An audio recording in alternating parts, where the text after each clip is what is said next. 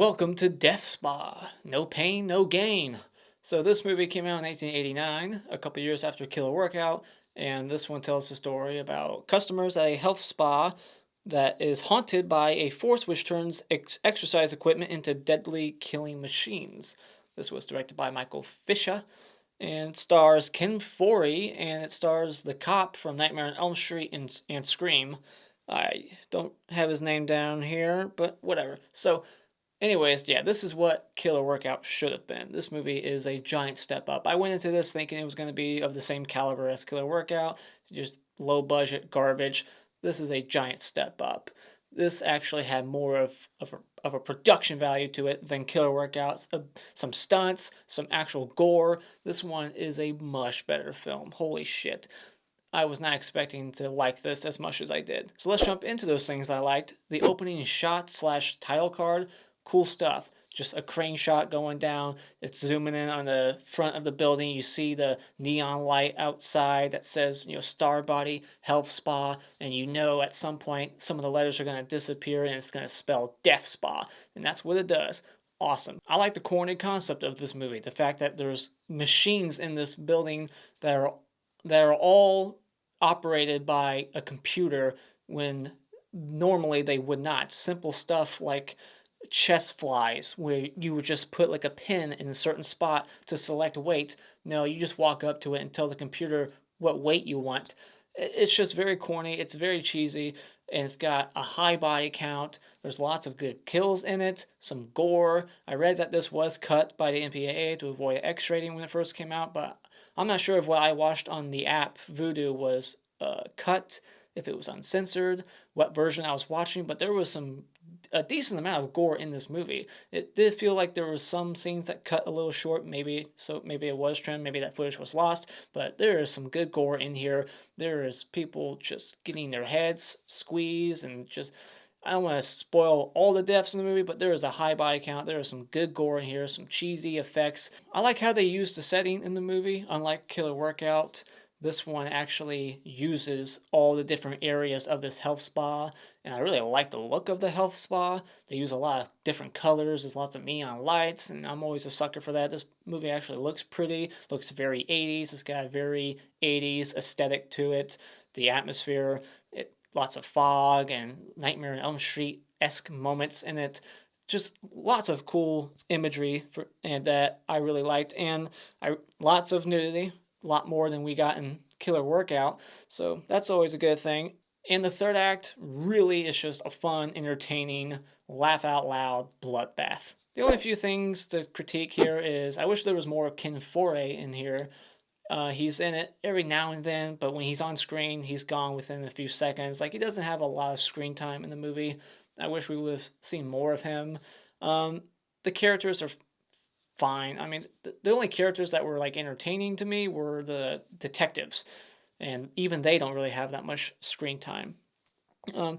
But yeah, the acting overall, it's not that great. It's kind of cringy in a couple of moments. It's not the best acting, but I wasn't expecting Oscar performances here. It's Death Spa. And the supernatural reveal was way early on than it should. It should have been saved for like the last 15-20 minutes. Like, oh, this is what's really going on. So final thoughts, I think this is actually a surprisingly good, cheesy horror movie that not a lot of people talk about. It's definitely worth seeking out.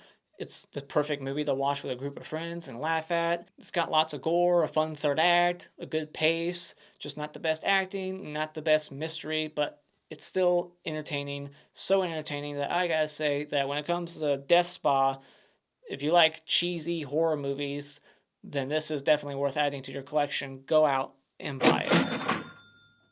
Alright, spoiler discussion. So this movie opens up with a girl getting trapped in a steam room, and she can't escape at first, and she breaks down the window and everything, hops out. But that's just a terrifying concept for a horror movie alone. Just people getting stuck in like a sauna, and they can't escape, and it's just getting hotter and hotter. That's a terrifying way to go. And they did make a movie about that. I forget what it's called, but yeah. And the surveillance cameras at this place are huge. I mean, they're like giant TVs. That's how big they are. It's so noticeable. Yeah, it just made me laugh when I first saw it. It just looks fake. Then we get the scene where the diving board breaks and she falls in the pool, and everyone's like freaking out at first, like she could have died. She just fell in the pool. It was nothing to it. I don't know what everyone's freaking out about. And then the shower room scene where the water's getting very hot, and all of a sudden the tiles on the wall are like flying out, hitting people in the face. Very Nightmare on Elm Street. That kind of reminded me of like part 2. There's a shower room attack in that one, right? And the chess machine, the what do they call it? Like chess flies, where you like move the pads. He like has his arms strapped in it, and he tells the machine what weight he wants, and then it's like too much, and he can't slip out of it for some reason, and it's like so much pressure pushing his arms back that it, like cracks his chest open. He's like bleeding out of his chest. That was pretty gruesome. And then this one girl is in the locker room, and something stabs her through the neck. I'm not sure what it was. There's a couple of moments like that later on where people are getting stabbed with something, and I don't know what it is, but something goes right through her throat. Very cool, practical effect, all on camera. So that was pretty cool. But why is this one girl walking around in a costume? What was that all about? I don't understand that scene. It was just like a weird fake out. Like, oh no, is that the killer? But it's not. It's just this one girl, I think Priscilla, wearing this creepy mask that I think the killer should have been wearing the whole time. That would have been kind of cool. And then we get the cop from Nightmare on Elm Street and Scream in here as like a paranormal investigator. And when he goes there, he gets killed. He's being thrown around, so like this is a supernatural movie. This cannot be happening. This is around the middle of the movie, so I think that reveal of this is some supernatural force should have been way later on. They should have kept that mystery alive of, is it the brother-in-law messing with the computers somehow and contaminating the steam rooms and shit. But they didn't do that. And when he goes to shoot Catherine, his handgun turns into a hand bomb. It just explodes in his hand. His hand is eviscerated. It just explodes. And then she just sends his ass flying and he dies. That was awesome.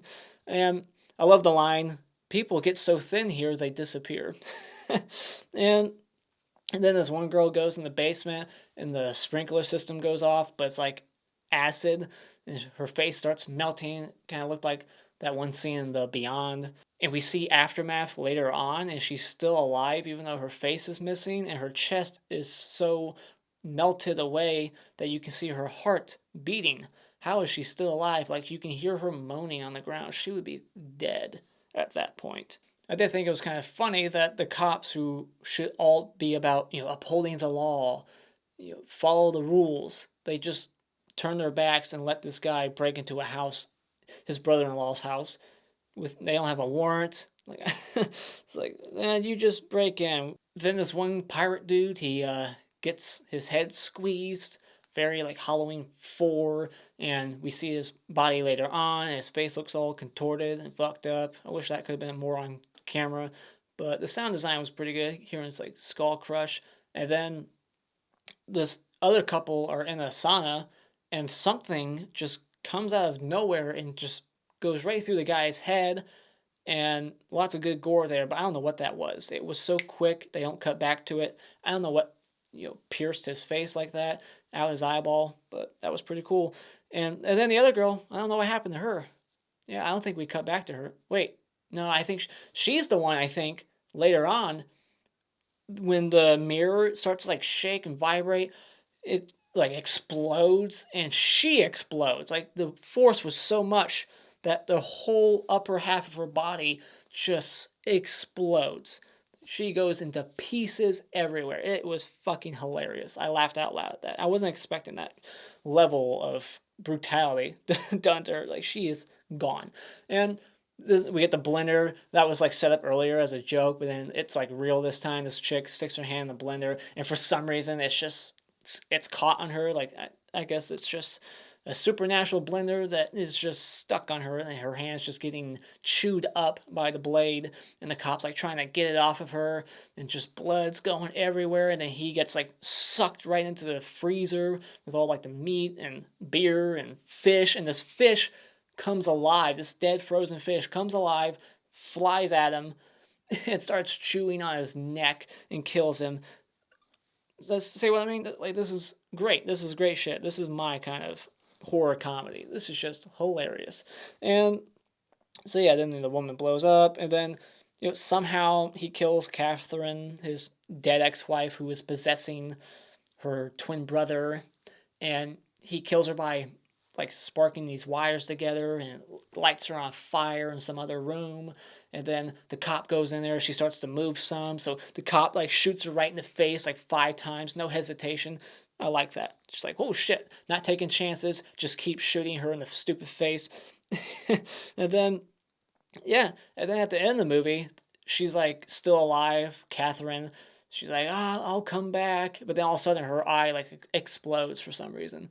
And then the end. So yeah, like what the hell happened there? Like she's alive and then all of a sudden her eye explodes. I'm not sure what that meant. How that happened, how anything in this movie really happened. It's supernatural. But that's the end of the movie. Very good, very cheesy, lots of good gore. Very fun, very silly. What did you think about it? Let me know in the comments below. And as always, if you like what you've seen here, you can hit this like button and become a subscriber today just by clicking on my cartoon face in about 5 seconds. And until next time, auf Wiedersehen.